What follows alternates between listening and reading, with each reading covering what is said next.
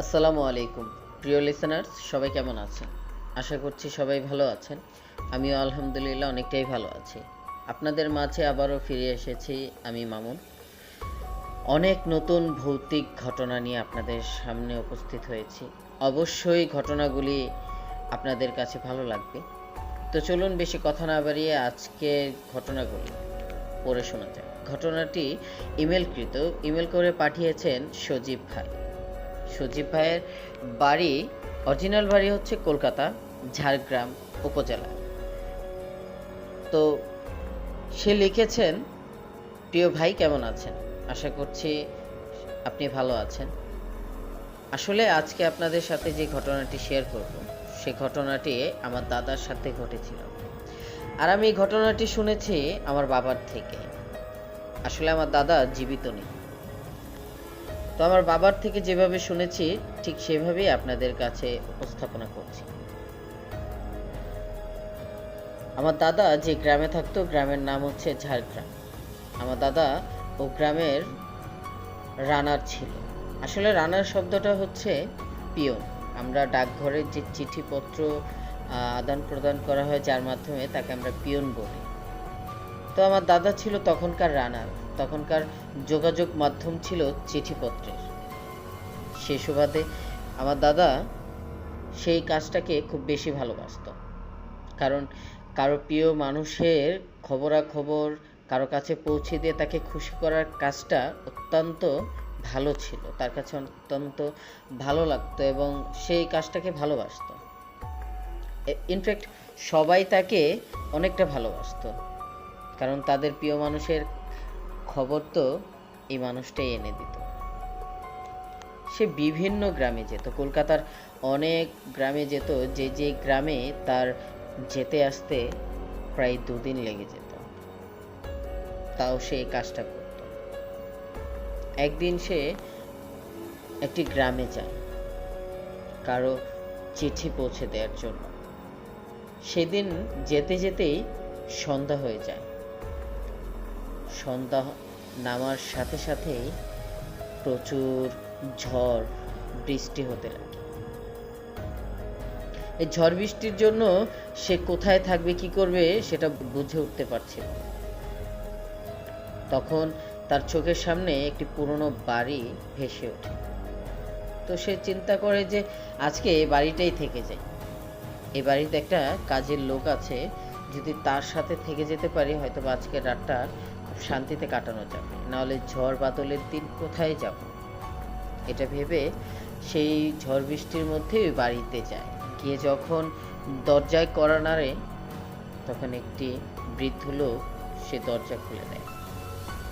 বৃদ্ধ লোক দরজা খুলে দেওয়ার সাথে সাথেই বলছে, রানা সাহেব কেমন আছেন? আসুন আসুন, বৃষ্টি পড়ছে, অনেক ঝড় হচ্ছে, আপনি বাইরে কি করছেন, ভিতরে আসুন। তো আমার দাদা তখন ভাবতে লাগলো, যে লোকটা আমাকে এইভাবে চিনে কি করে, সে কিভাবে জানে যে আমি রানার। সেই কথা ভাবতে ভাবতে ঘরের ভিতরে প্রবেশ করল। ওই ভদ্রলোক আমার দাদাকে খুব হাসি মুখেই ঘরে ঢুকতে দিয়ে তার সাথে কথা বলতে লাগলো। সে বলল যে আজকে রাতে আমার সাথেই থাকতে পারবে, চিন্তা করবেন না, খাবার দাবারের ব্যবস্থা করা আছে। আমার দাদা তো এই কথা শুনেই সে ভাবতে লাগলো যে সে কি করে জানে যে আজকে আমি তার এখানেই আসবো, খাবার দাবারের ব্যবস্থা আছে, হয়তোবা সে রান্না করেছে, সেখান থেকেই কিছুটা বেঁচে গিয়েছে, এর জন্য সে এই কথাটা বলছে। আমি আর 4-5 না ভেবে তার সাথে হাঁটতে লাগলাম। হাঁটতে হাঁটতে সে আমাকে একটি রুমের কাছে নিয়ে গেল, যে রুমের লাইটটা তেমন ভাবে জ্বলছিল, আলোটা মিটিমিটি করে জ্বলছিল। ঘরের মধ্যে অনেক পুরনো জিনিস ছিল, যেমন আগের কালের জমিদারদের বা কোনো নবাবদের থাকতো, এরকম অনেক আসবাবপত্র আছে। আমার দাদা বলতে লাগলো যে এটা তো তেমন পুরনো বাড়ি মনে হচ্ছে না, তবে এখানে তো অনেক জমিদার বা নবাবদের অনেক আসবাবপত্র দেখা যাচ্ছে। তখন সেই ভদ্রলোকটা বলল যে হ্যাঁ হ্যাঁ, এখানে মাঝে মধ্যে আমাদের নবাব এসে থাকতো, এটা নবাবের বাংলো। তখন আমার দাদা বলল, ও তাহলে এই কথা। লোকটা বলল, চলুন আপনি হাত মুখ ধুয়ে আসুন, আমি খাবার বেড়ে দিচ্ছি, একসাথে বসে খাবো। আমি আর অন্য কিছু না ভেবে আমি গিয়ে হাত মুখ ধুয়ে এসে তার সাথে বসলাম খাবার খেতে। তার রান্না করার অনেক আইটেম ছিল। সে মাছ ভাজা, মাছ বোনা, ভাজি, ডাল, সবজি আরও অনেক কিছু ছিল। আমি তখন ভাবতে লাগলাম যে একটা মানুষ এতগুলো পদ দিয়ে কি করে খেতে পারে। একটা মানুষের তো 2-3 পদ হলেই যথেষ্ট, তার জন্য ওইটাই বেশি হয়ে যায়। আর এখানে 6-7 পদ আছে। সে বলল যে নিন নিন, শুরু করুন, খাবারের সামনে এত কিছু ভাবতে নেই। আমি যখন মাছের ভাজি নিয়ে এক লোকমা মুখে দিলাম, তখন মনে হলো যে এই মাছটা তেমন সিদ্ধ হয়নি, ভাজাটা তেমনভাবে হয়নি, কাঁচা কাঁচা লাগছে। মুখে দেওয়ার সাথে সাথেই কেমন যেন বমির মতো উটকি আসতে লাগলো। তবে তাকে বোঝালাম না, কারণ সে এতটা ভালোবেসে আপ্যায়ন করছে, এখন যদি তার সামনে এটা বলি সে কষ্ট পাবে, এটা ভেবে আর কিছু বলা হয়। আমি খেতে লাগলাম।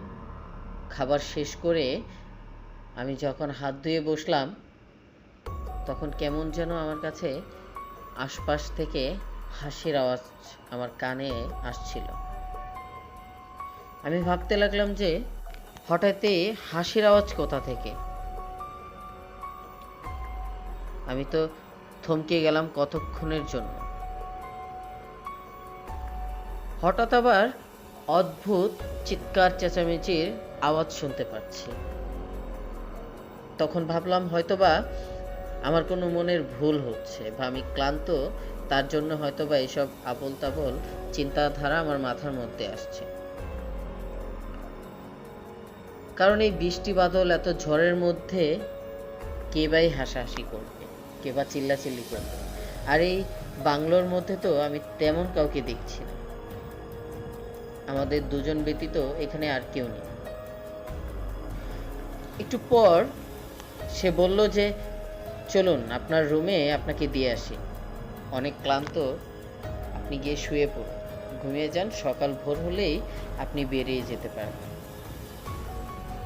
তখন আমি রুমে যেতেই দেখলাম মিটিমিটি আলোতে আমার জানালার পাশে কারো একটি ছায়া দেখতে পেলাম। তবে পরক্ষণেই সে ছায়াটা ওইখান থেকে উধাও হয়ে গেল। আমি কিছুই বুঝতে পারলাম না। তারপরেও চুপচাপ ঘরে গিয়ে নিজের জামা কাপড় ছেড়ে যখন বিছানায় নিজের শরীরটা হেলে দিয়ে ঘুমানোর চেষ্টা করতে লাগলাম, আবারও সেই অদ্ভুত এক হাসির আওয়াজ আমার কানে ভেসে উঠল। আমি আবারও চমকে উঠে ভাবতে লাগলাম এখন আবার কে হাসছে। একটু পর দরজার সামনে একটি অদ্ভুত রকমের সুন্দর মেয়েকে দাঁড়িয়ে থাকতে দেখলাম। ভাবতে লাগলাম আমি কি কোনো স্বপ্ন দেখছি নাকি এটা বাস্তব। এখানে এত সুন্দর একটি মেয়ে আসবে কি করে। তারপরেও ভালো করে দেখার চেষ্টা করলাম যেটা কি সত্যি না আমার কোনো কল্পনা। তবে দেখি না মেয়েটি দরজার সামনে দাঁড়িয়ে কি অপরূপভাবে হাসছে। তার হাসি দেখে আমি এতটাই মুগ্ধ হয়ে পড়েছিলাম যে কিছুক্ষণের জন্য আমি অন্য কোনো চিন্তাই করতে পারছিলাম। তার হাসিটুকু এতটাই ভালো ছিল যে আমি দেখে পুরো মুগ্ধ হয়ে পড়েছিলাম। সে হাসতে হাসতে হাতের ইশারায় আমাকে ডাকতে লাগলো। হাতের ইশারায় আমাকে ডাকতে লাগলো। আমি তখন আর কিছু বুঝে উঠতে না পেরে তার পিছু পিছু হাঁটতে লাগলাম। এমন মনে হয়েছে যে সে আমাকে অবশ করে ফেলেছে, তার বশে করে নিয়েছে। সে যা বলছে আমি তাই করতে লাগলাম। তার পিছু পিছু হাঁটতে হাঁটতে আমার রুম থেকে বের হয়ে অন্য একটি রুমে চলে গেলাম। সে রুমে যেতেই দেখি বিশাল বড় এক রুম। রুমটি হয়তোবা কোনো নাট্য মন্ত্র ছিল, সেখানে হয়তোবা কোনো নর্তকীরা বা কোনো বাইজিরা নাচত। আমি সেখানে ঘোরের মধ্যে থেকে ভাবতে লাগলাম, আমি কি কোনো বাইজির প্রেমে পড়ে গেলাম বা তার কোনো মায়ায় জড়িয়ে গেলাম না তো? সে মেয়েটা আমার সামনে গিয়ে খুব সুন্দর করে নাচতে লাগলো। তার নাচ দেখে আমি এতটাই মুগ্ধ হয়ে পড়েছিলাম যে কিছুক্ষণের জন্য নিজেকে নবাব ভাবতে লাগলো। আমি মাটিতে বসে পড়ি এবং নিজের কল্পনাতেই আমি শরাব, মদ সেটা পান করতে থাকি। আমার কোনো হৃদয়ের জ্ঞান ছিল না, আমার কোনো হুঁশ ছিল না যে আমি কি করতেছি। এমন সময় সে নাচটা বন্ধ করে দিয়ে থমকে দাঁড়িয়ে যায়। আমি তার দিকে তাকিয়ে বললাম, কি হলো, তুমি নাচ বন্ধ করে দিলে কেন? তোমার এই অপরূপ নাচ, তোমার অপরূপ সৌন্দর্য আমাকে মুগ্ধ করে দিয়েছে। তুমি নাচো, তোমার নাচ দেখতে ইচ্ছে করছে। এমন সময় ওই মেয়েটার আস্তে আস্তে রূপ চেঞ্জ হতে লাগলো। তাকে দেখতে খুব ভয়ঙ্কর লাগলো। সে যখন আমার দিকে ফিরে তাকালো, দেখলাম তার মুখ দিয়ে টাটকা রক্ত ঝরে পড়ছে। তার দাঁতগুলো খুব উঁচু উঁচু ছিল এবং তার চুলগুলো সব এলোমেলো ছিল। তাকে দেখতে এতটাই ভয়ঙ্কর ছিল যে আমি চিৎকার দিয়ে উঠি এবং কি করব বুঝতে না পেরে আমি দৌড়াতে লাগি।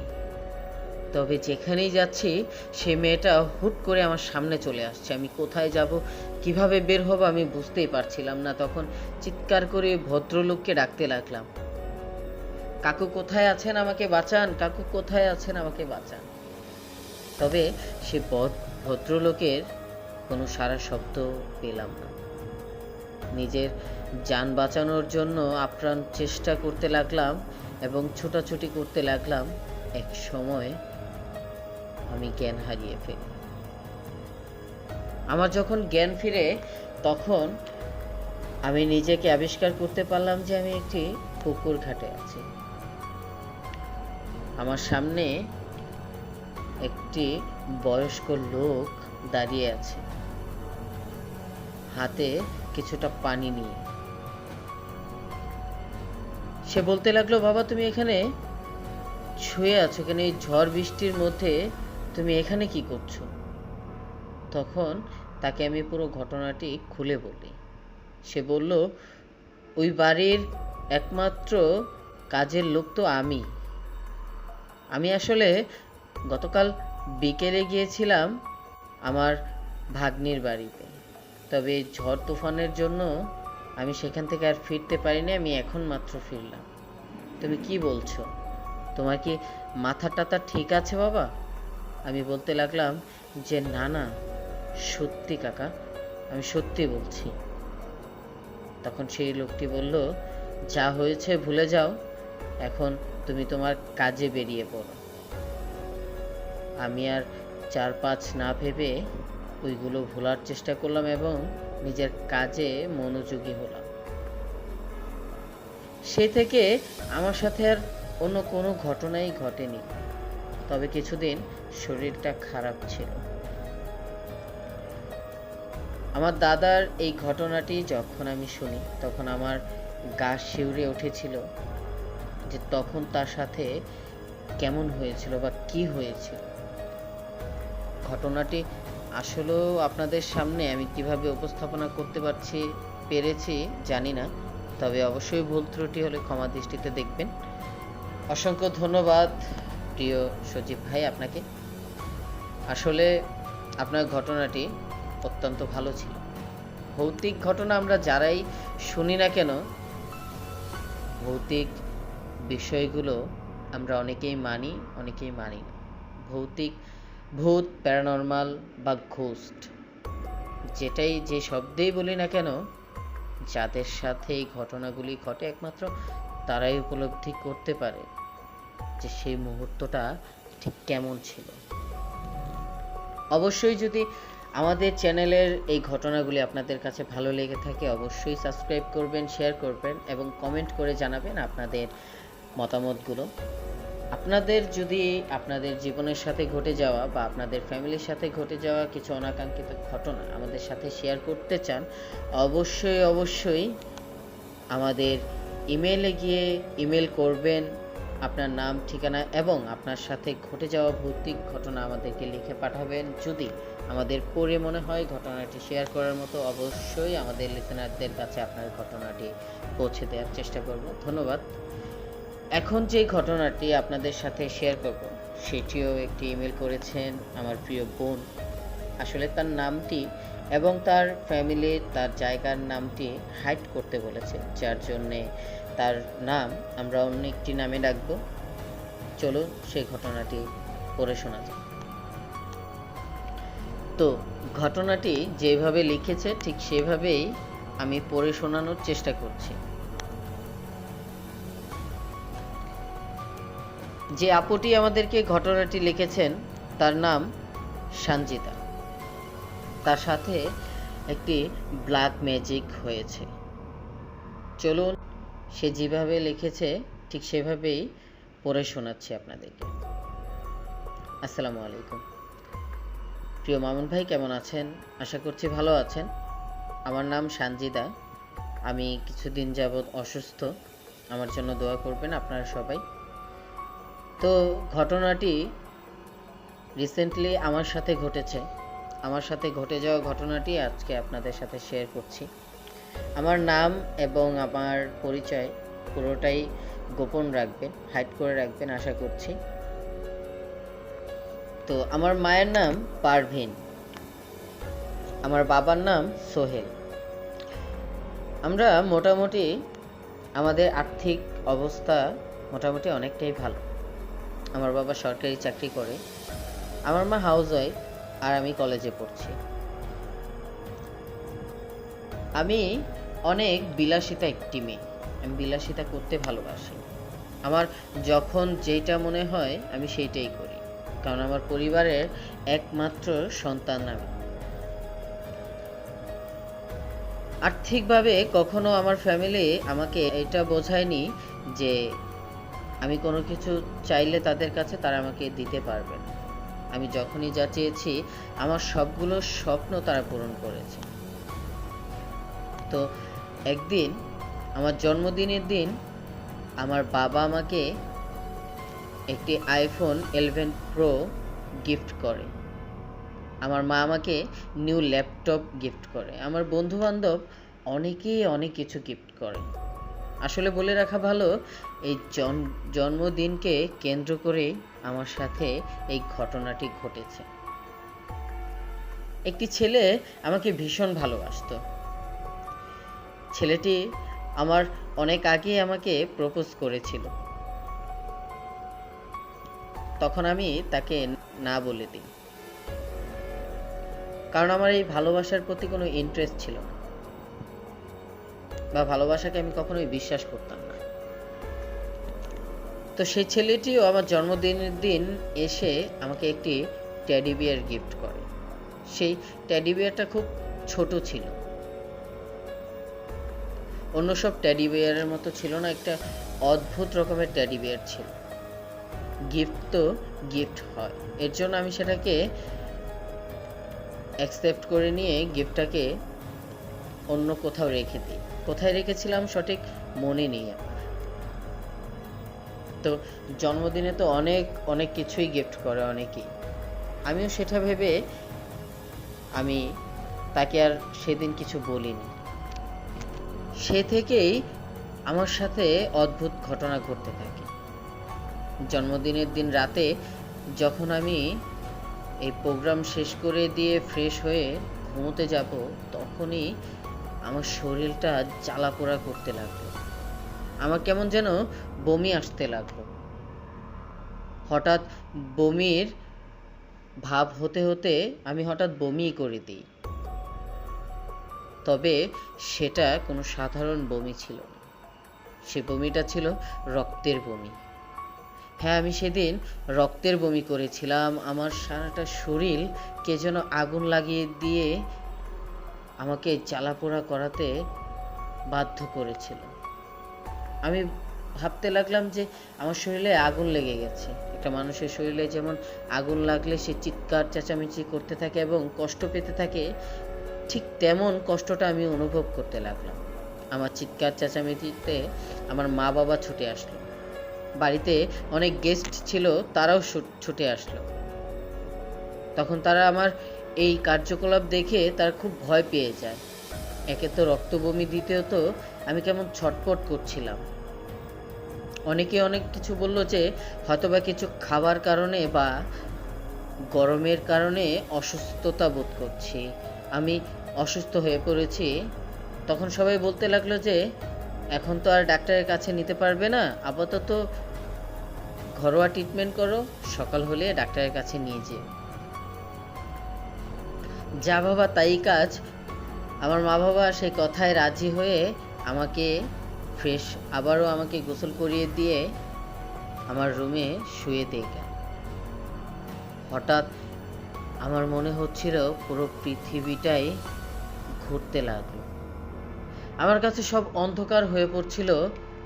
এমন সময় আমার সামনে সাদা কাপড় পরিহিত একটা লোক দেখতে পেলাম। আমি রীতিমতো ভয় পেয়ে যাই। এটা কে? আমার এই ঘরে আমি ছাড়া তো আর কেউ নেই। আমি রীতিমতো তার বশে চলে গিয়েছিলাম।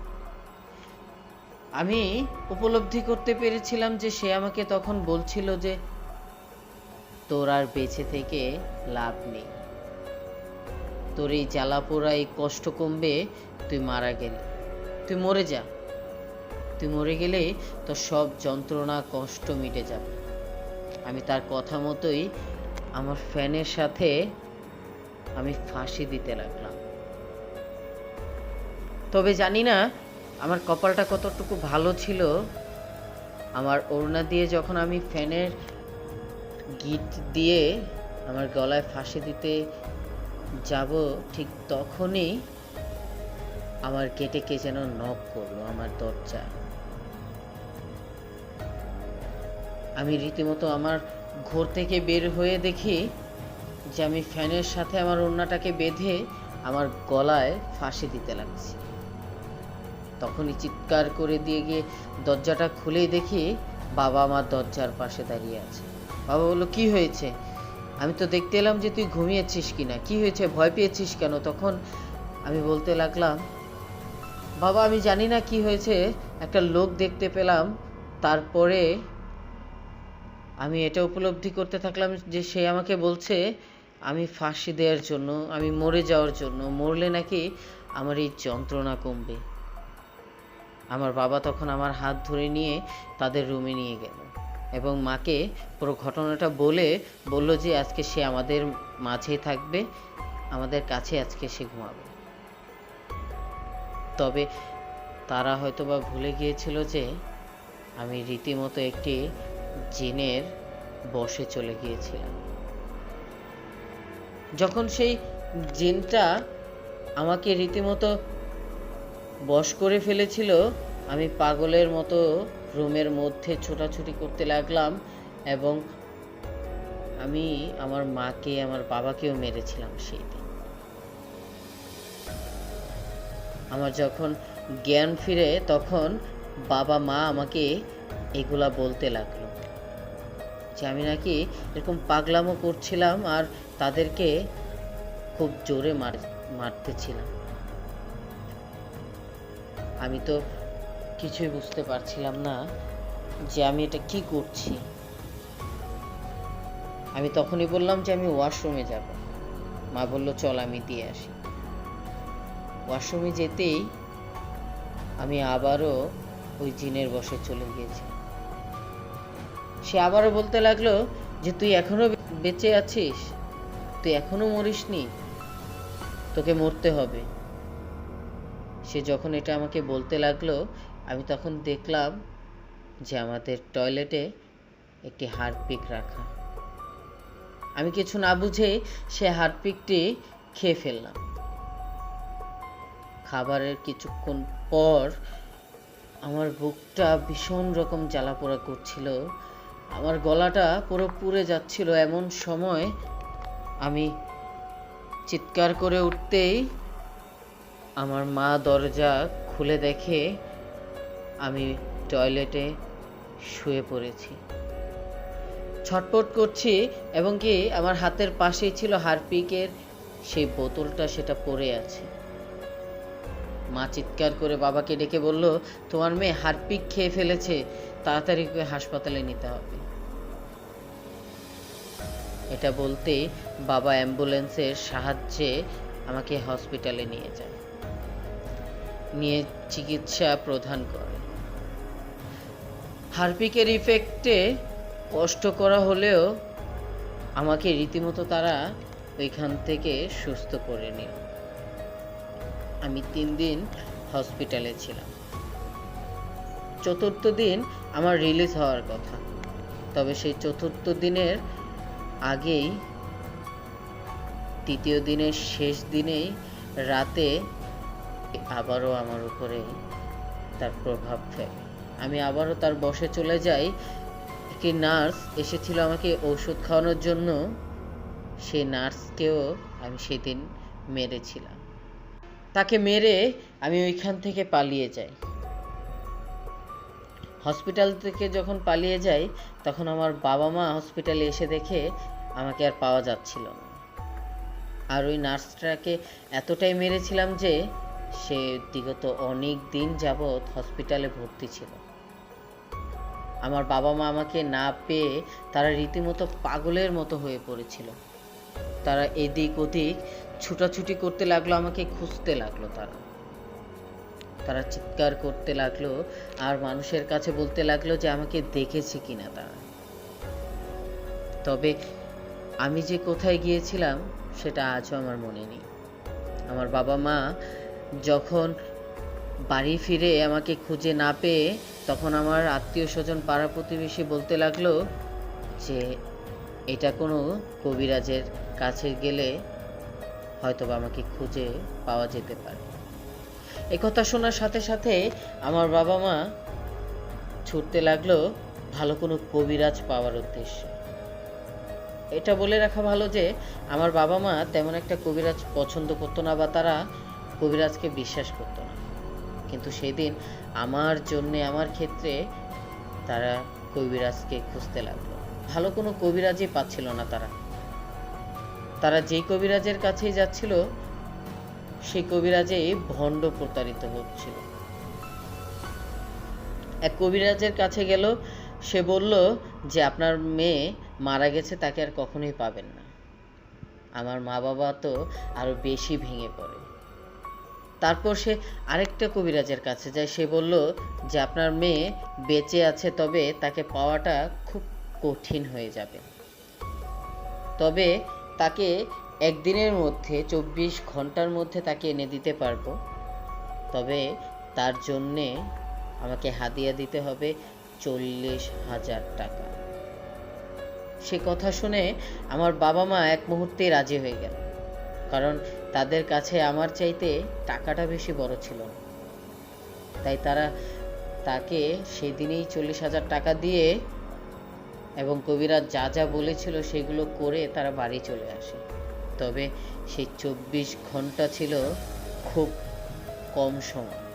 48 ঘন্টা পেরিয়ে গেল, 2 দিন হয়ে গেল, তারপরেও আমাকে সেই কবিরাজ খুঁজে বের করতে পারলো না, এনে দিতে পারলো না। আমার বাবা মা হতাশ হয়ে আরেকটা কবিরাজের কাছে গেল। সে বলল 12 ঘন্টার মধ্যে আমাকে ফিরিয়ে দিতে পারবে, তার জন্য হাদিয়া দিতে হবে 50,000 টাকা, 505 টাকা এবং কি একটি রাম ছাগল তাদেরকে দিতে হবে। আমার বাবা মা পরক্ষণেই তাই করলো। 50,000 টাকা এবং 505 টাকা দিয়ে একটি ছাগল এনে দিয়ে তাকে বলল যে এখন আমার মেয়েকে আপনি এনে দেন। সে বলল আপনার মেয়ের অনেক কিছু লাগবে। তখন আমার বাবা মা বলল যে কি লাগবে। বলল যে আপনার মেয়ের জামা কাপড়, তার পছন্দের জিনিস এবং কি কাফনের 2 টুকরো কাপড় লাগবে। এগুলা বলতেই আমার বাবা মা সব কিছু অ্যারেঞ্জ করে দিয়ে তার কাছ থেকে বিদায় নিয়ে বাসায় চলে গেল। তবে আমি নিখোঁজ হওয়ার 4 দিন হয়ে গেল, তারপরেও কোনো কবিরাজ আমাকে আমার বাবা মার কাছে ফিরিয়ে দিতে পারছিল না। যখন 5 দিন শেষ হয়ে 6 দিনের পড়ল, তখনই আমার মায়ের নিকট ফোন এলো যে এক দুঃসম্পর্কের আত্মীয় বলল যে একটি কবিরাজ আছে, সেই কবিরাজের কাছে গেলে হয়তোবা আপনার মেয়েকে পেতে পারে, সে আপনার মেয়েকে ফিরিয়ে দিতে পারে। তখন আর অন্য কিছু না ভেবে আমার বাবা মা চলে গেল সেই কবিরাজের কাছে। সেই কবিরাজটা এতটাই ভালো ছিল যে আমার মা বাবাকে বলতে লাগলো যে আপনারা চিন্তা করবেন না, ইনশাল্লাহ আমি তাকে ফিরিয়ে দেওয়ার চেষ্টা করব। ওই অপরওয়ালার উপরে তাওয়াক্কুল রাখুন, বিশ্বাস রাখুন, অবশ্যই আমি তাকে ফিরিয়ে আনার চেষ্টা করব। তার নাম ছিল, সেই কবিরাজের নাম ছিল মোখলেস। সেই আলেমের নিকট আমার বাবা মা গিয়ে খুব স্বস্তি বোধ করল। উনি তখন বলল যে আমি আপনাদের কিছু দোয়া এবং কিছু আমল শিখিয়ে দিচ্ছি, আপনারা সেগুলো করবেন আর আমি আমার যা করার তা করব, ইনশাআল্লাহ ফিরে আসবে। তবে আমাকে ফি হিসাবে কিচ্ছু দিতে হবে না, আপনারা যদি আপনাদের মেয়েকে ফিরে পান অবশ্যই গরিবদের মাঝে কিছু দান সদকা করে দেবেন। এই আলামের 5 দিন শেষ হয়ে 6 দিনের সূর্য উদিত হলো, আর তখনই আমি আমার এক আত্মীয়র বাড়িতে কিভাবে পৌঁছে গিয়েছিলাম তা আমি নিজেও জানি না। সে আত্মীয় ফোন করে বলল যে আপনার মেয়ে আমাদের বাড়িতে এসেছে, এসে নিয়ে যাবেন। অতঃপর তারা বাসায় গিয়ে আমাকে তাদের নিকট নিয়ে আসে। যখন আমাকে বাড়িতে নিয়ে আসে, ওই আলেম খবর পেয়ে আমাদের বাড়িতে আসে। আলেম বলল আপনি দ্রুত রুকাইয়া করুন অভিজ্ঞ রাক্কির মাধ্যমে। তখন ওই রুকাইয়া করার জন্য রাক্কিকে কোথাও পাওয়া যাচ্ছিল না। ভাগ্যক্রমে ওই মেয়ের কাজিন আমার লিস্টে ছিল। দ্রুত যোগাযোগ করে পরিবারের থেকে আমার বাবা মা অনুমতি নিয়ে প্রথমে মেয়ের নিকট যেতেই পারেন। বাসায় ঢোকার পর মেয়ে রুকাইয়ার কথা শুনে রুমের দরজা লাগিয়ে দিয়েছিল যে সে রুকাইয়া করতে পারবে না। আমার বাবা মার অনেক আকুল মিনতির পর সে মেয়েটি দরজা খুলে বলল যে আমি আপনাদের জন্য করব শেষবারের জন্য, তবে যতবারই আমি রুকাইয়া করেছি ততবারই আমার ক্ষতি হয়েছে। এই বলে সেই মাওলানা সাহেব ওই মেয়েটিকে বলতে লাগলো যে তুমি এখনই অজু করে এসে রুকাইয়া করো, আর আমি আমার ধ্যানে বসছি। এ কথা শুনেই আমার মধ্যে কেমন যেন একটি অন্যরকম আচরণ বোধ করছিল। সবাই দেখতে লাগলো যে আমার উপরে ওই জিনটা ভর করেছিল। বিকটভাবে চিল্লাতে লাগলো, যে বলতে লাগলো দোহাই লাগে তোদের, তোরা রোকাইয়া দিবি না, তোদের যা লাগে, যা তোদের জানতে ইচ্ছে করে আমি সবই বলবো, তবে তোরা রোকাইয়া দিস না। সেই মাওলানা সাহেব বলল যে তোর একটা কথাও এখন আমরা শুনবো না, তুই এই মেয়েটাকে যতটুকু কষ্ট দিয়েছিস তার চাইতেও বেশি তোকে কষ্ট দেব। তখন সেই মেয়েটি যখন রুকাইয়া দিল, রুকাইয়া দেওয়ার সাথে সাথেই জিনটির মধ্যে একটি যন্ত্রণা অনুভব করতে পারলো সবাই। জিনটি ছটপট করতে লাগলো আর বলল আমাকে আমার গুরু এই মেয়েটার কাছে পাঠিয়েছে মেয়েটাকে হত্যা করার জন্য, তোদের দোহাই লাগে তোরা রুকাইয়া ছেড়ে দিয়ে আমাকে যন্ত্রণা থেকে মুক্তি দিয়ে আমি চলে যাব ওকে ছেড়ে। তবে মাওলানা সাহেব বলতে লাগলো যে মেয়েটিকে তো হত্যা করবি, কর, হত্যা করে ফেল, এখন দেখি তোর কত ক্ষমতা। সেই জিনটি বলতে লাগলো, দোহাই লাগে তোদের, তোরা যা জানতে চাস আমি তাই বলবো, আমাকে ছেড়ে দে। মাওলানা বলল যে তাহলে বল তোকে কে পাঠিয়েছে বা কেনই পাঠিয়েছে। তখন বলল যে আমাকে আমার গুরু পাঠিয়েছে। তখন বলল যে তোর গুরু কেনই বা তোকে পাঠিয়েছে মেয়ের কাছে, কি উদ্দেশ্যে? তখন বলল যে এই মেয়ের জন্মদিনের দিন তার এক বন্ধু তাকে একটি পুতুল গিফট করেছিল, পুতুল দিয়েছিল। সেই পুতুলটা ছিল কালো জাদু করা, এবং সেই কালো জাদুটা করেছিল আমার গুরু। সে থাকে রাঙামাটি, এবং তার নির্দেশে আমি এই মেয়েটিকে হত্যা করতে আসি। সেই ছেলেটি চেয়েছিল যে এই মেয়েটিকে মেরে ফেলবে। আমাকে ছেড়ে দে, আমি তো তোদেরকে সব বলে দিলাম। তখন সে মাওলানা বলল, তোকে তো এত সহজেই ছাড়ব না, মেয়েটিকে কতই না কষ্ট দিয়েছিস তুই এতদিনে। এরপর যখন হুজুর দোয়া পড়তে লাগলো এবং তার উপরে পানি ছিটাতে লাগলো, ওই জিনটা ছটপট করতে করতে চিৎকার করতে লাগলো। এবং কিছুক্ষণ পর ওই জিনটা আমার থেকে চলে যায়, এবং যাওয়ার পথে সে আমাদের বাড়ির পাশে একটি নিম গাছ ছিল, সেই নিম গাছের একটা ডাল ভেঙে দিয়ে চলে যায়। তারপর সেই ছেলেটিকে আমার বাবা মা পুলিশের হাতে দেয়। আর এই সব ঘটনা আমার মার থেকে, বাবার থেকে এবং আত্মীয় স্বজনের থেকে শুনেছিল। আর কিছুদিন পর পর সেই মাওলানা সাহেব আমাকে দেখতে আসতো। আসলে সেই তাবিজটা করেছিল, সেই কালো জাদুটা করেছিল আরেকটা মাধ্যমে। সেটা করার জন্য দুইটা তাবিজ প্রয়োজন ছিল ওই ছেলেটার। একটা তাবিজ সে কবরস্থানে পুঁতে রেখেছিল, আর একটা ওই পুতুলের মধ্যে রেখেছিল। তারপর ওই পুতুলটাকে ওই মাওলানা সাহেব আমার ঘর থেকে বের করে নিয়ে আগুনে পুড়িয়ে ফেলে, এবং সেই ছেলেটাকে দিয়ে ওই কবরস্থান থেকে ওই তাবিজটা তুলে সেটাও পুড়িয়ে ফেলে। সেদিন থেকে আমি মানসিকভাবে সুস্থ হলেও শারীরিকভাবে খুব অসুস্থ হয়ে পড়েছিলাম। কারণ ওই হারপিক খাওয়ার পরে আমার লিভারে খুব সমস্যা দেখা দিয়েছে। আমি এখনো হসপিটালে আছি, এখনো অসুস্থ আছি। তবে এতটুকু সবার কাছে বলতে চাই যে কালো জাদু করা ভালো নয়।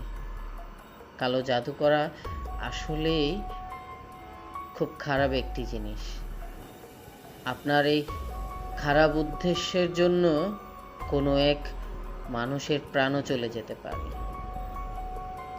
তাই আপনারা এই কালো জাদু, খারাপ কাজ থেকে, এই জাদুটোনা থেকে বিরত থাকুন। নিয়মিত কোরআন সুন্নাহর অনুসরণ করে আমল করুন। আসুন আপনারা জিকির করুন, আপনারা আল্লাহ তাআলার ইবাদত করুন, এবং কি এর সাথে সাথে নিয়মিত আয়াতুল কুরসি, সূরা ফাতিহা, সূরা ফালাক, সূরা নাস, সূরা ইখলাস এগুলা পড়ে নিজের শরীরকে বন্ধ করে রাখুন। তাহলে কোনো জিন, জাদুটোনা আপনার শরীরে প্রবেশ করতে পারবে না। যদি আমার এই ঘটনাগুলি ভালো লেগে থাকে অবশ্যই এই চ্যানেলটিকে সাবস্ক্রাইব করবেন, এবং যদি আমার লেখায় কোনো ভুল ত্রুটি হয়ে থাকে অবশ্যই ক্ষমা দৃষ্টিতে দেখবেন। ঘটনাগুলির প্রেক্ষাপটে কিছু ছবি দেয়া আছে, সেগুলো দেখে নেবেন। ধন্যবাদ সবাইকে। ধন্যবাদ বোন তোমাকে, তুমি এত সুন্দর করে ঘটনাটি লিখেছ। আসলে জানি না আমি ঘটনাটা পড়েছি, আমার ভুল ত্রুটি হয়ে থাকলে অবশ্যই লিসেনার্স আপনারা ক্ষমা দৃষ্টিতে দেখবেন। আপনাদের কাছে, আপনাদের মাঝে অনেক দিন পর ঘটনা নিয়ে এসেছি। ঘটনাগুলি জানি না আপনাদের কাছে কেমন লেগেছে বা কেমন লাগবে, কমেন্ট করে জানাবেন কেমন লেগেছে। আর সঞ্জিতা আপ্পির ঘটনাটি আসলেও আমার কাছে খুব ভালো লেগেছে। দোয়া করি আপ্পি আপনি তাড়াতাড়ি সুস্থ হয়ে যান, আমাদের মাঝে আরও অনেক ভৌতিক ঘটনা নিয়ে আসুন, যে ঘটনাগুলি আমাদের লিসেনারদের কাছে আমরা পৌঁছে দিতে পারবো। আজকের মতো সবার কাছে বিদায় নিচ্ছি। অবশ্যই যদি ভালো লেগে থাকে আমাদের এই চ্যানেলটি, অবশ্যই চ্যানেলটিকে সাবস্ক্রাইব করবেন, বেল আইকনটি ক্লিক করে পাশে থাকবেন। আপনার সাথে ঘটে যাওয়া ভৌতিক ঘটনা বা আপনাদের আত্মীয়র সাথে, আপনাদের পাড়া প্রতিবেশীদের সাথে ঘটে যাওয়া ভৌতিক ঘটনাগুলি শেয়ার করতে চাইলে আমাদেরকে ইমেল করুন। ইমেলটি আমাদের ডিসক্রিপশনে দেওয়া আছে। অবশ্যই সেখানে গিয়ে আপনার নাম, ঠিকানা এবং আপনার সাথে ঘটে যাওয়া ভৌতিক ঘটনাগুলি শেয়ার করতে ভুলবেন না। আসসালামু আলাইকুম ওয়া রাহমাতুল্লাহি ওয়া বারাকাতুহু। ভালো থাকবেন সবাই। আল্লাহ হাফেজ।